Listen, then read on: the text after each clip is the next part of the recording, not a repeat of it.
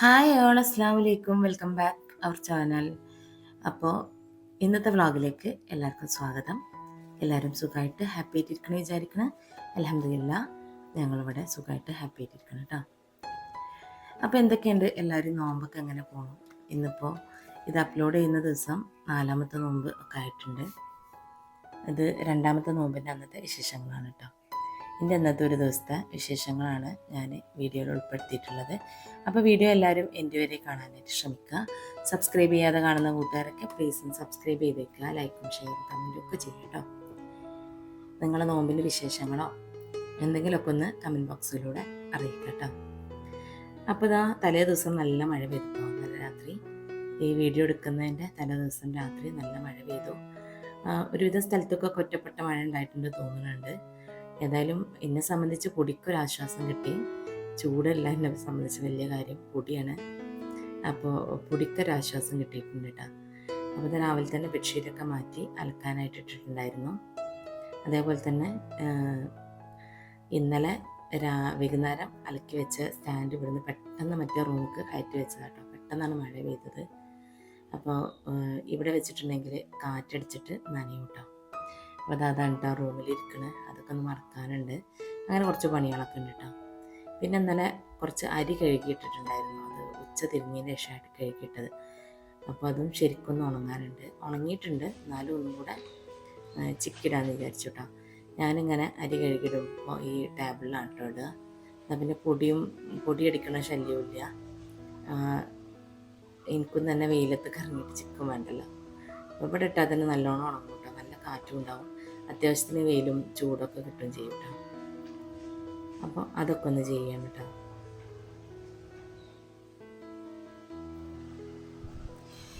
ഞാൻ അരി കഴുകി പൊടിപ്പിക്കാറില്ല കേട്ടോ. നമുക്ക് അറിയുന്ന കാര്യമാണ്. അതാണ് ഇപ്പോൾ ഇത് നോമ്പിനായി പോയത് കേട്ടോ. മറ്റേതെല്ലാവരും നോമ്പിൻ്റെ മുന്നേ ഇങ്ങനത്തെ ജോലികളൊക്കെ ചെയ്യുക. ഞാൻ പൊടിപ്പിക്കാറില്ല. ഞാൻ പാക്കറ്റ് വാങ്ങാറുള്ളതെന്ന് ഞാൻ എപ്പോഴും പറയാറുണ്ടല്ലോ. ഇത് എന്നോ കൊണ്ടുവന്ന് വെച്ച അരി കബോർഡ് ക്ലീൻ ചെയ്തപ്പോൾ കിട്ടിയതാട്ടോ. അപ്പോൾ ഞാനത് വേസ്റ്റ് ആക്കണ്ടല്ലോ എന്ന് എഴുതിയിട്ട് കഴുകിയിട്ടതാണ്. ഇനി അരക്ക് പൊടിപ്പിക്കുക എന്തെങ്കിലും ചെയ്യാനാന്ന് വിചാരിച്ചിട്ടോ. അപ്പോൾ ഇതാ നിലത്തെ കാറ്റിന് നല്ല ഫേണിൻ്റെ ലീഫുകളും ഒക്കെ വന്നിട്ടുണ്ട് കേട്ടോ പുല്ലിൽ. അപ്പോൾ അതൊക്കെ ഒന്ന് ബ്രഷ് കൊണ്ടൊന്ന് അടിച്ചെടുക്കുകയാണ്. ഇപ്പോൾ വാക്യൂം ക്ലീനറൊന്നും എടുത്ത് ഇറങ്ങാനുള്ള ഒരു ടൈമില്ല കേട്ടോ. ഞാനിങ്ങനെ ഒന്നിച്ച് റംസാൻ അങ്ങനെ ജോലി ചെയ്യാറില്ല കേട്ടോ. ഓരോരോ ജോലി ഇങ്ങനെ വന്ന് ചെയ്ത് ക്ഷീണം തോന്നുമ്പോൾ പോവും അകത്തേക്ക്. പിന്നെ വീണ്ടും വന്നിട്ട് വേറെ എന്തെങ്കിലും ജോലി ചെയ്യും. അങ്ങനെ ചെയ്യാം കേട്ടോ. അപ്പം ഇന്ന് പത്തിരിയും കോഴിക്കറിയൊക്കെ ഉണ്ടാക്കാമെന്ന് വിചാരിക്കണത്. ഞങ്ങൾ കുറച്ചാളുള്ളൂ കേട്ടോ. മോള് ഹോസ്റ്റലിൽ തന്നെ തിരിച്ചു പോയി. ഇപ്പം ഞാനും കാക്കയും മോനും ഉമ്മയാണ് ഉള്ളത് കേട്ടോ. കുറച്ചുണ്ടാക്കിയാൽ മതി എന്തുണ്ടാക്കുകയാണെങ്കിലും. അങ്ങനെ സാവകാശം അസറിന് ശേഷമൊക്കെയാണ് ഞാൻ കിച്ചണിൽ ഇറങ്ങുള്ളൂ. അതിന് മുന്നായിട്ട് ഇങ്ങനത്തെ ജോലികളൊക്കെ തീർത്തിട്ട് അതൊക്കെ പോവുക ചെയ്യാം കേട്ടോ. കുറച്ച് ദിവസമായിട്ട് ചെടികളൊന്നും വലിയ ശ്രദ്ധയില്ലാത്ത കാരണം ചെടികളൊക്കെ കുറേ ഇല ഉണങ്ങിയിട്ടും ഒക്കെ നാശമായിട്ടൊക്കെ നിൽക്കുന്നുണ്ട് കേട്ടോ. പൊടി പിടിച്ചിട്ടൊക്കെ നിൽക്കുന്നുണ്ട്. അതൊക്കെ ഒന്ന് ശരിയാക്കാൻ നനച്ചു കൊടുക്കാമെന്നൊക്കെ വിചാരിക്കുന്നുണ്ട് കേട്ടോ. ഡ്രസ്സ് നീക്കി വെച്ചിട്ട് ഈ ഡോറങ്ങ് അടക്കട്ടെ. ഇനിയിപ്പോൾ വൈകുന്നേരമാണ് ഞാനിത് വന്നിട്ട് ചെയ്യുള്ളൂ. അല്ലെങ്കിൽ അതിൻ്റെ ഇടയ്ക്ക് എപ്പോഴെങ്കിലും മൂടുണ്ടാവുമ്പോൾ വന്നിട്ട് മടക്കി വെക്കാം. അതൊന്നുമില്ല കേട്ടോ. 2 ബ്ലാങ്കറ്റും കുറച്ച് ഡ്രസ്സേ ഉള്ളൂ. ബ്ലാങ്കറ്റ് ആയതുകൊണ്ടാണ് അത്ര കൂടുതലായിട്ട് തോന്നുന്നത്. SSLC പരീക്ഷയൊക്കെ തുടങ്ങിയല്ലേ. SSLC പരീക്ഷയും നോമ്പും ചൂടും ഒക്കെ കൂടെയാണ് അല്ലേ. എൻ്റെ മോക്കും +2 എക്സാം നടന്നുകൊണ്ടിരിക്കുകയാണ് കേട്ടോ. 2 എക്സാം കഴിഞ്ഞു, ഇനി 3 കൂടി ഉണ്ട്. നമ്മൾ CBSE ആണ്. അപ്പോൾ എല്ലാവരുടെ മക്കൾക്കും വേണ്ടിയിട്ട് ദുആയിൽ ഉൾപ്പെടുത്തുക കേട്ടോ. എക്സാമൊക്കെ നന്നായിട്ട് എഴുതാൻ പറ്റാനും നല്ല ഫുൾ A+ വാങ്ങാനും നല്ല പെർസെൻറ്റേജ് മാർക്ക് വാങ്ങാനൊക്കെ പറ്റാൻ വേണ്ടിയിട്ടൊക്കെ ദുആ ചെയ്യുക. അപ്പോൾ എന്താ ചെടികളൊക്കെ ഒരു വിധമായിട്ടുണ്ട് കേട്ടോ. കുറച്ച് ദിവസമായിട്ട് തീരെ നോട്ടമില്ല. ഓരോരോ പണികളൊക്കെ ആയിരുന്നു. പിന്നെ നനച്ചുള്ളിൻ്റെ കാര്യങ്ങളും നോമ്പിൻ്റെ ഒരുക്കങ്ങളും അതിൻ്റെ ഇടയിൽ അസുഖങ്ങളും ഒക്കെ കൂടെ ആയിരുന്നു. അത് പറഞ്ഞപ്പോഴാണ് ഞാൻ കഴിഞ്ഞ വീഡിയോ അപ്ലോഡ് ചെയ്തപ്പോൾ എൻ്റെ ഒരു സബ്സ്ക്രൈബർ, എൻ്റെ ഒരു ഫ്രണ്ട് ചോദിച്ചിട്ടുണ്ടായിരുന്നു, ശബ്ദത്തിൽ ഭയങ്കര മാറ്റം ഉണ്ടല്ലോ, എന്താ റസിയ അലർജിൻ്റെ പ്രശ്നം വന്നോ എന്നിട്ടാണ്. എനിക്ക് ഭയങ്കര സന്തോഷമായിട്ടാണ്. കാരണം എന്താ വെച്ചാൽ ശബ്ദത്തിൻ്റെ മാറ്റങ്ങൾ വരെ ശ്രദ്ധിക്കണ്ടല്ലോ എന്ന് ആലോചിച്ചപ്പോൾ എനിക്ക് ഭയങ്കര ഹാപ്പി ആയിട്ടോ. സത്യത്തിൽ എനിക്കന്ന് അലർജിൻ്റെ പ്രശ്നം തന്നെയായിരുന്നു. ഭയങ്കര തൊണ്ടടപ്പും മൂക്കടപ്പൊക്കെ ഉണ്ടായിരുന്നു കേട്ടോ ആ സമയത്ത്. അപ്പോൾ വോയിസ് ഓവറിൽ ഭയങ്കര വ്യത്യാസം ഉണ്ടായിരുന്നു. അതിനും ശബ്ദത്തിന് ഇപ്പോഴും റെഡി ആയിട്ടില്ല കേട്ടോ. അതാ ഞാൻ പറഞ്ഞത്, മഴ പെയ്തപ്പോൾ പൊടിക്കൊരു ആശ്വാസമായി. എന്തായാലും ചൂട് കുറഞ്ഞോ ഇല്ലേ, പൊടിക്കൊരു ആശ്വാസമായിട്ടുണ്ട്. പുറത്തേക്ക് നോക്കുമ്പോൾ തന്നെ മരങ്ങൾക്കൊക്കെ ഒരു ഉന്മേഷം ഉണ്ട് കേട്ടോ. നല്ല പൊടി അറുത്ത് കിടക്കിയിരുന്നില്ല. ഈ ഒരു മണി പ്ലാന്റ് ഞാൻ ആ പൈപ്പിൽ കൂടെ കയറി പോയിക്കോട്ടെ എന്ന് കരുതിയിട്ട് ടാങ്കൊക്കെ ഇട്ട് കെട്ടി വെച്ച് കൊടുത്തിട്ടുണ്ട് കേട്ടോ. ഫാനൊക്കെ ഉണ്ട് പൊടിയിൽ മുങ്ങി ആകെ ഒരു കഥ ആയിട്ട് ഇരിക്കുകയാണ് കേട്ടോ. അപ്പോൾ നോക്കുമ്പോൾ പഞ്ചായത്ത് ടാങ്കിൽ വെള്ളം വന്ന് ചാടുന്നുണ്ട്. പഞ്ചായത്തിൻ്റെ നമുക്ക് ജലനിധിൻ്റെ പൈപ്പും കണക്ഷനൊക്കെ ഉണ്ട് കേട്ടോ. പക്ഷെ എപ്പോഴെങ്കിലുമാണ് വെള്ളം കിട്ടുള്ളൂ. വേറെ ഒന്നുമല്ല, ജലനിധിൻ്റെ ടാങ്ക് നിൽക്കണേലും എകരത്താണ് കേട്ടോ നമ്മൾ നിൽക്കുന്നത്, ഹൈറ്റിലാണ്. അപ്പോൾ അതുകൊണ്ടാണ് വെള്ളം നമുക്ക് എപ്പോഴും കിട്ടാത്തതെന്നാണ് അവർ പറയുന്നത് കേട്ടോ. ചില ഭാഗങ്ങൾക്കുള്ള പൈപ്പ് കൂട്ടുമ്പോഴാണ് നമുക്ക് വെള്ളം കിട്ടുക. അപ്പോൾ മോൻ ഇടയ്ക്കിടയ്ക്ക് പോയിട്ട് ആ വാൾവ് തുറന്നിടുന്ന ഒരു സ്വഭാവം ഉണ്ട്. അപ്പോൾ വാൾവ് പൂട്ടിയിട്ടില്ലേ നോക്കുകയാണ്. വെള്ളം വരുന്ന സമയത്ത് ഓട്ടോമാറ്റിക്കായിട്ട് ടാങ്കിൽ വന്ന് ചാടും, നിറഞ്ഞാൽ നിൽക്കും ചെയ്യും. നിറയലൊക്കെ അപൂർവമാണ് കേട്ടോ. വർഷകാലത്ത് വന്ന് നിറയും, അല്ലാത്തപ്പോൾ കണക്കാം.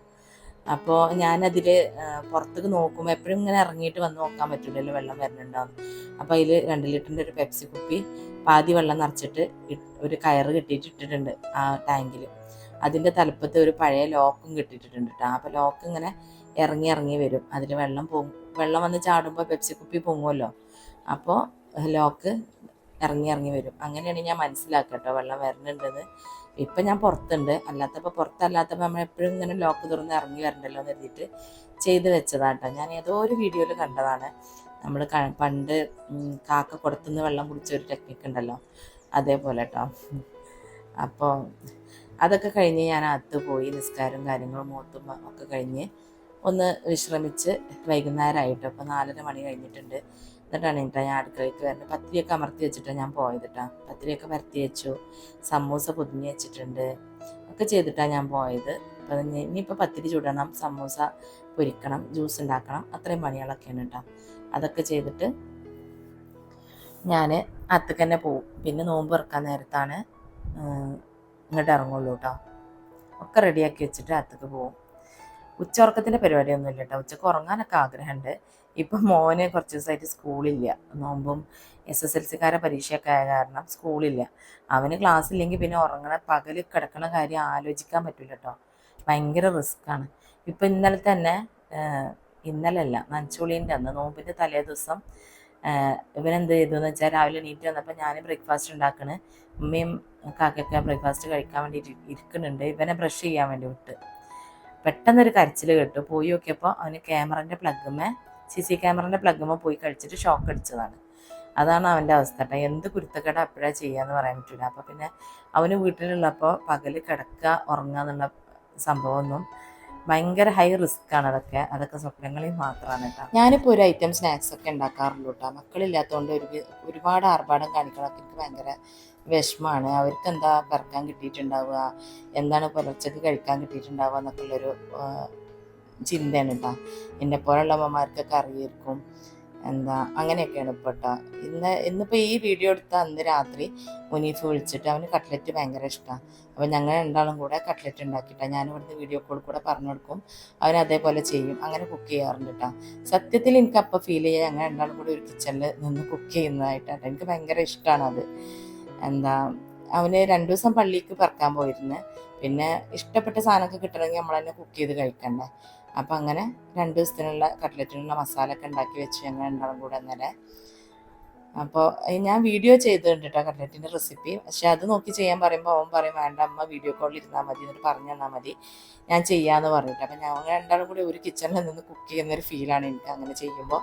എനിക്കിഷ്ടമാണ് കേട്ടോ. അത് ഇഷ്ടമാണ്, അതിൻ്റെ ഒപ്പം തന്നെ ടെൻഷനുമാണ് കേട്ടോ. മക്കളിങ്ങനെ ഓയിലൊക്കെ വെച്ച് പണിയെടുക്കുന്നത് കാണുമ്പോൾ നമുക്കൊരു ടെൻഷനാണ്. കൈ കൊള്ളുമോ, ചെയ്ത് ശീലമില്ലല്ലോ എന്നൊക്കെ ഒരു വിചാരമാണ്. ചെറിയ കുഞ്ഞു മക്കളായിട്ടൊന്നുമല്ല, പക്ഷേ അതൊക്കെ അമ്മമാർക്ക് പറഞ്ഞാൽ മനസ്സിലാവുമായിരിക്കും. അങ്ങനെയൊക്കെ ഒരു ഫീലാണ് കേട്ടോ. ജിയനെ സംബന്ധിച്ചിപ്പോൾ വലിയ ടെൻഷൻ എനിക്ക് ആ കാര്യത്തിലില്ല. അവളിപ്പോൾ സൈലത്തിൻ്റെ ഹോസ്റ്റലിലല്ലല്ലോ, അവളെ പ്രൈവറ്റ് ഹോസ്റ്റലിലേക്ക് മാറ്റി. അപ്പോൾ പിന്നെ ഫുഡിൻ്റെ കാര്യത്തിൽ നമുക്ക് സ്വിഗ്ഗിയിൽ ഓർഡർ ചെയ്ത് കൊടുക്കുക, അല്ലെങ്കിൽ പിന്നെ ലുലുമാളിൻ്റെ അടുത്താണ് അവൾ താമസിക്കുന്നത്. അപ്പോൾ അവൾക്ക് പോയി വാങ്ങുക ഒക്കെ ചെയ്യാം കേട്ടോ. ആവശ്യമുള്ളതൊക്കെ വാങ്ങി കഴിക്കുകയൊക്കെ ചെയ്യാം. അപ്പോൾ ഇപ്പോൾ അത്ര ഒരു ടെൻഷൻ അവളെ കാര്യത്തിലില്ല. ആദ്യം അങ്ങനെ ആയിരുന്നില്ല. സൈലത്തിൻ്റെ ഹോസ്റ്റലിലാവുമ്പോൾ അവർ കൊടുക്കുന്ന ഫുഡേ ഉള്ളൂ. പിന്നെ നമുക്ക് കൊണ്ടു കൊടുക്കാനും പറ്റില്ല. നമ്മൾ പോയാൽ കുട്ടീനെ കൂടെ വിടുകയില്ല. പുറത്തുനിന്ന് ഭക്ഷണം കഴിപ്പിച്ച് കൊണ്ടാക്കാനൊന്നും വിടുകയില്ല കേട്ടോ. അപ്പോൾ ഭയങ്കര പരിമിതമായിട്ടുള്ള ഫുഡാണ് അവൾക്ക് കിട്ടിയിരുന്നത്. ഇപ്പം അങ്ങനെയല്ല, മാഷാ അല്ലാ, അപ്പോൾ ആ കാര്യത്തിൽ വലിയ കുഴപ്പമില്ലാതെ പോകുന്നുണ്ട്. പിന്നെ പുലർച്ചയ്ക്ക് എണീറ്റ് കഴിക്കുന്നത് ഓട്സ് ഉണ്ടാക്കി കുടിക്കുക, അങ്ങനെയൊക്കെ ചെയ്യേണ്ടി വരുന്നേ ഉള്ളൂ കേട്ടോ. എന്തായാലും അങ്ങനെയൊക്കെ കേട്ടോ. അത്രയ്ക്കാണ് എൻ്റെ ഇന്നത്തെ വിശേഷങ്ങൾ കേട്ടോ. പറഞ്ഞ് കുറേ കാര്യങ്ങളൊക്കെ പറഞ്ഞില്ലേ, എൻ്റെ കാര്യങ്ങളൊക്കെ. അപ്പോൾ നിങ്ങളെ വിശേഷങ്ങളും റംസാൻ്റെ ഇതുപോലെയുള്ള കാര്യങ്ങളൊക്കെ നിങ്ങളും കമൻറ്റ് ബോക്സിൽ കൂടെ അറിയിക്കുമല്ലോ. അപ്പോൾ വീണ്ടും ഒരു വ്ളോഗായിട്ട് വരാം. അസ്സലാമു അലൈക്കും.